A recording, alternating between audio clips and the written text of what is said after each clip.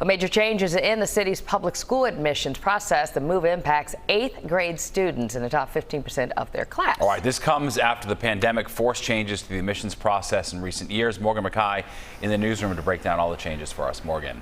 Stephen, Lori, we are just weeks away from when parents and students have to start applying for this next school year, and these changes to the admissions process is aimed to make the system more equitable.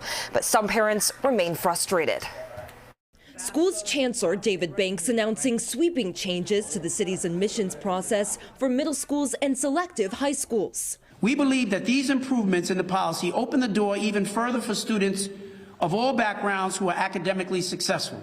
The city's 32 community school districts will now be able to determine its own middle school admissions policies, and it will be up to the superintendents to decide if they want to use a screening process, such as test scores or grade averages. Naya Berg with New York Appleseed says it's unfair to put this burden on communities just weeks before applications are rolled out. We know in rollouts of community processes before, usually high needs students and families, students from low income families are often forgotten, not heard, don't get the information soon enough.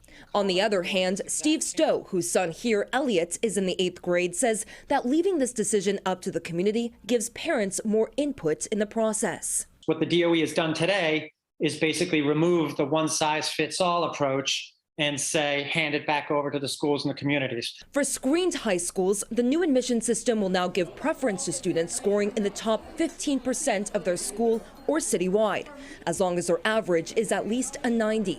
Stowe says he likes a more targeted approach, but parents, myself, and others would like to see the use of test scores, state test scores, included in the process going forward. Last year, students whose average was 85 and above received first priority for screened high schools. Berg says narrowing this application pool makes it less accessible. I believe that competitive admissions methods don't really have a place in public school systems because they end up excluding and not serving all students. Now, there were other changes made to the admissions process to help make it easier, including opening up applications earlier than last year and creating a streamlined calendar for open houses. Stephen, Lori. All right, thanks, Morgan.